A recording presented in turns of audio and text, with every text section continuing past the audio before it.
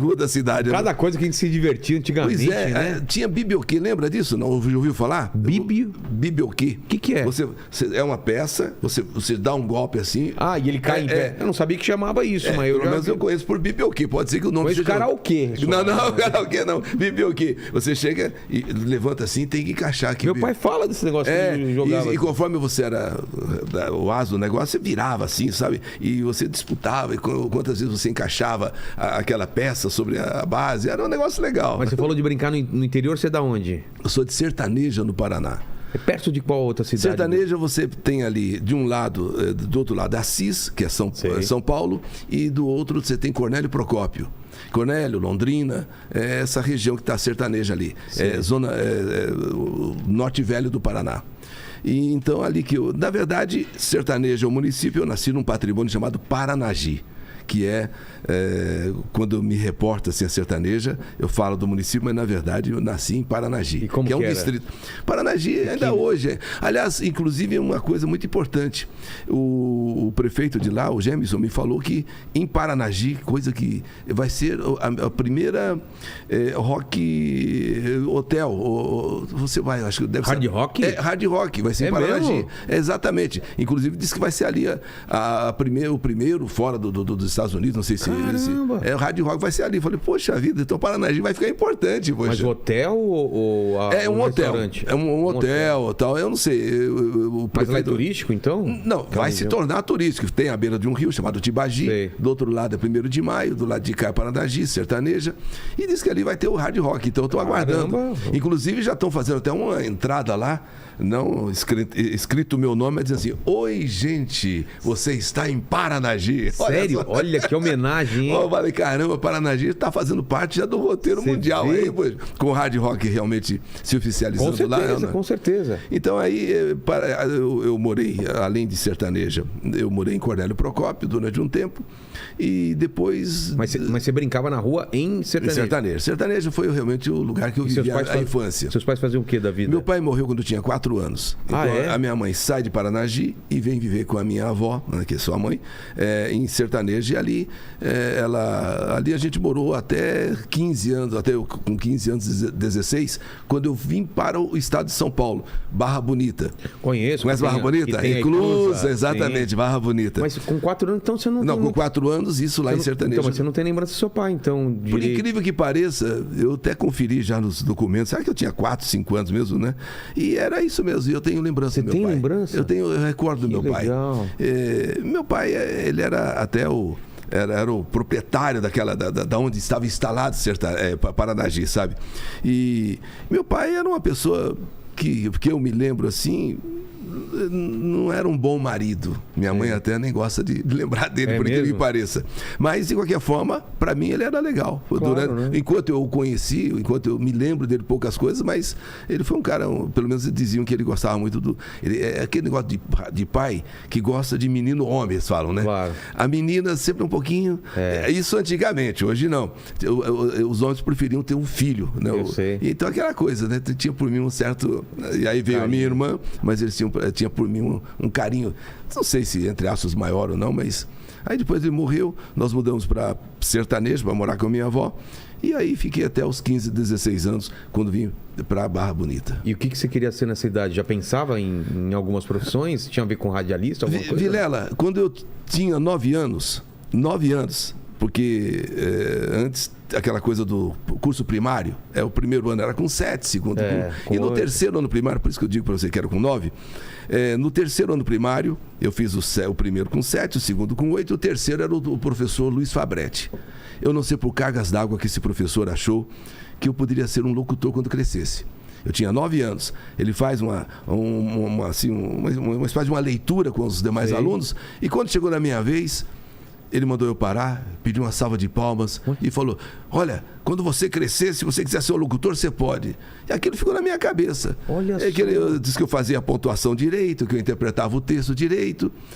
E, rapaz, a partir daí só pensei em ser locutor. Tanto que... Você vê como faz diferença um incentivo, né? Quando você acaba tomando isso pra você. Eu tava até pensando nisso um dia, né? Que como você, quando eu vejo que casais brigam, o que as crianças não ficam traumatizadas, aquilo que você às vezes provoca bullying, né? Bullying, hoje é bullying, antigamente sei lá. Vou falar, você não faz nada certo, né? Isso tudo a gente não pensa, mas lá na frente tem um peso.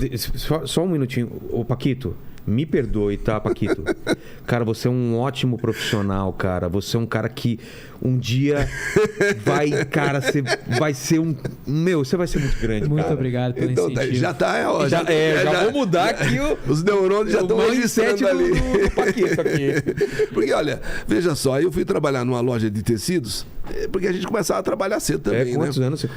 Na verdade, eu comecei a trabalhar com, tipo, 10, 11 anos. Sério? Porque... Era normal, né? Era normal. Com 14, a minha avó sempre dizia o seguinte, que passou a ser praticamente minha mãe. Ela diz o seguinte, trabalho nunca matou ninguém. Então eu fui trabalhar no Empório de São Gaioche, fui trabalhar na farmácia do Seu Miguel e, por fim, com 12 para 13 anos, eu fui trabalhar lá nas casas pernambucanas, onde eu fui ser pacoteiro. Lá em Sertaneja. Tá. E lá tinha um serviço de alto-falante. A loja tinha um serviço com o alto-falante lá na porta e o aparelho lá no fundo. Então a pessoa falava lá no fundo, olha, visitem, que aqui temos ofertas, isso. E eu olhava para aquilo e lembrava do professor. Desde aquela época já tinha, então, essa figura do locutor que fala? Sim, porque tinha um locutor lá que era o seu Lacerda.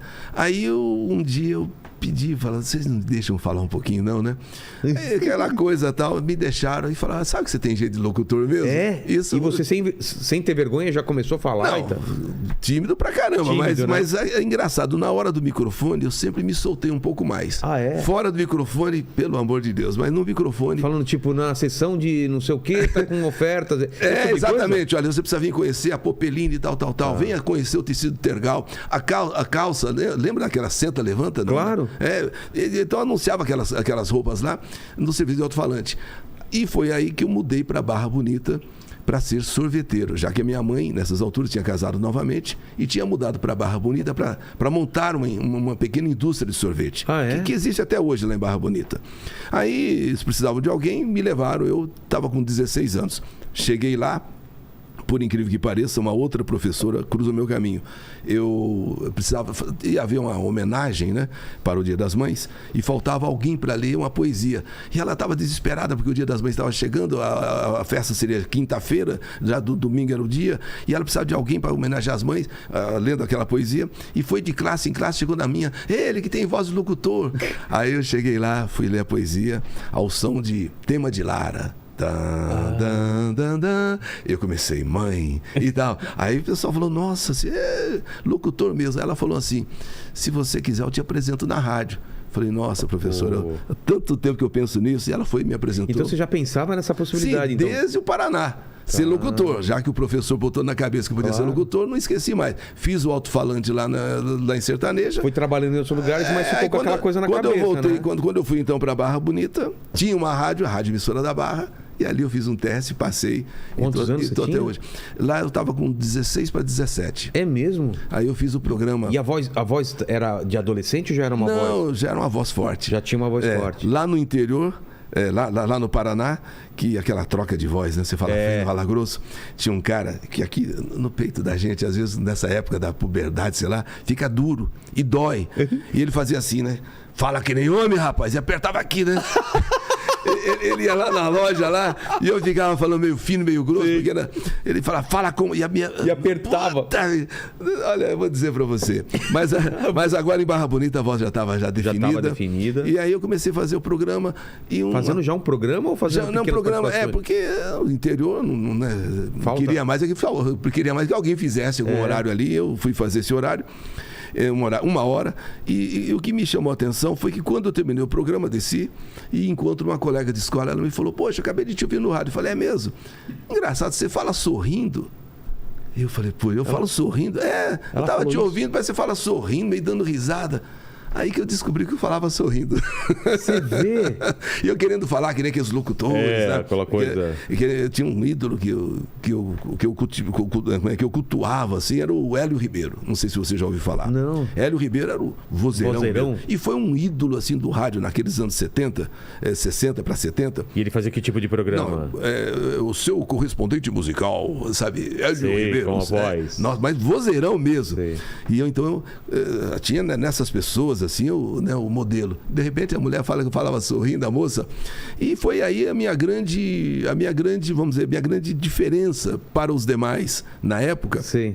Que quando eu cheguei em São Paulo, aí já passei por Jaú, cidade de Jaú, fui Barra Bonita, comecei no rádio, aí mudei para Jaú, na Rádio Jauense, e em 72 eu vim para São Paulo.